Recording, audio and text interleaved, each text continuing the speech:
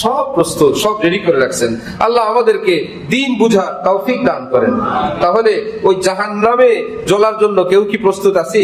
একটু আগুন লাগলে, একটু কারেন্টে শর্ট করলে, একটু কোন রকম পড়ে গেলে কত জ্বলে, কত কষ্ট হয়। তখন মনে পড়ে আল্লাহ মাথা থেকে পা পর্যন্ত জ্বলা কত কষ্টের, জাহান্নামের আগুনের পাওয়ার কত। এই জন্য এই চান্দে দিন রুক যাইয়ে গানে বাজানে সে ইহা, কয়েকদিন একটু কষ্ট করি, সেই বড় কষ্ট থেকে এই ছোট কষ্ট সহজ। কষ্ট তো হবে, কিন্তু কষ্টই যদি হয় তাহলে সেই কষ্ট থেকে এই কষ্ট সহজ। আল্লাযীনা ইউমিনুনা বিল গায়বি, যারা সেই কষ্টকে বিশ্বাস করে না তারা মনে করে এই দুনিয়ায় কেন কষ্ট করব।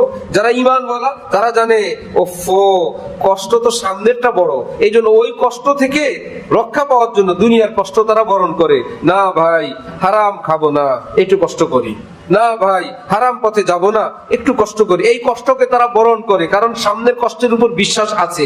কাফের মুশরিকরা পরকালকে বিশ্বাস করে না, পরকালে কোনো কষ্ট আছে এটা মানে না, এই জন্য তারা এখানে কোনো কষ্ট করতে চায় না। যত ফ্যাসিলিটি, যত সুযোগ সুবিধা, যেখানে একটু কষ্ট এটাকে আইন করে চেঞ্জ করে নেয়। কিভাবে সুখ হইতে পারে দুনিয়া, কিভাবে শান্তি হইতে পারে।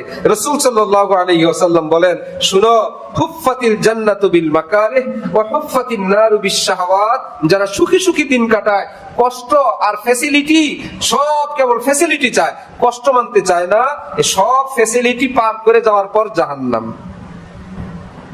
আর একটু কষ্ট অতিক্রম করে যাওয়ার পর জান্নাত। তুমি সিদ্ধান্ত নাও, একটু কষ্ট অতিক্রম করে জান্নাতে যাবে না ফ্যাসিলিটি অতিক্রম করে জাহান্নামে যাবে।